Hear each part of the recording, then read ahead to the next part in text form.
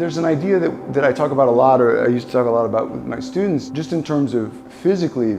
If you look at the way the human body is designed, I'm designed to deal with things that are in front of me, right? If I gotta push a car, if I gotta pull somebody out of a burning building, I'm never gonna orient to them sideways, and I'm never gonna orient to them in in a twisted way, okay? So if I wanna deal with any problem, one of the first things I can think about doing is aligning sort of my nose and my sternum and my belly button. And if these three things are all pointing in the same direction, now I'm starting to be ready to deal with whatever they're pointing at.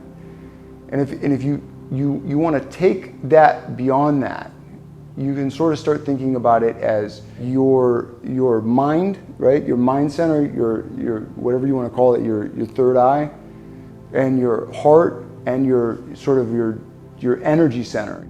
When those are all pointing in three different directions, when those are all taking energy, they're all tug-of-warring you in different directions. And you tend to not really, even if you start to pursue one, you don't pursue it with as much effect as if all three were pointed in the same direction. So if you want to really be effective in your environment, one of the first things you can do is figure out, is all of me pointing in the same direction? Is all of my energy focused on the same goal?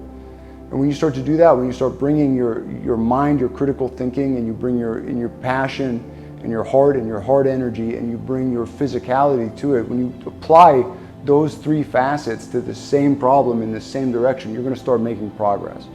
But when they're split, when I want to be giving, my heart is in my art, but my mind is in my job.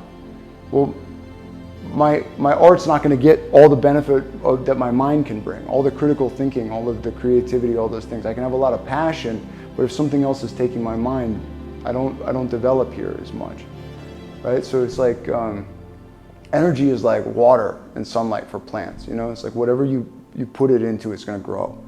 And if half the water and sunlight is going to something else, it's like this thing doesn't flourish.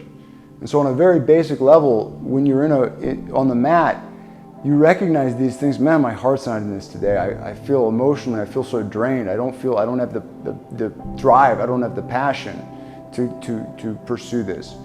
Or my head is somewhere else. I just had a fight with my girlfriend. I just had a problem at work, and oh man, things are happening. I knew that was going to happen, but I wasn't. My mind is slow. My mind's somewhere else. Or just, man, I had a late night last night. I ate a bunch of garbage. I feel terrible. My body feels sluggish. I feel tired. I feel winded. I feel I have no energy.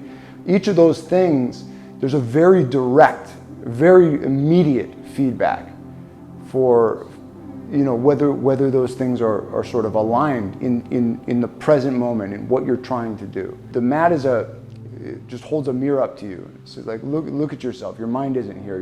Your body isn't here. Your heart isn't here. And that can tell you, okay, man, I got to get my head in the game. Or it can tell you, you know what? Now's not the time to train. Now is the time. My head is somewhere else. I need to put this down and go deal with this thing. And then put my heart and my physicality and my mentality all on the same problem, so that can get dealt with, so I can go back to what I want to do.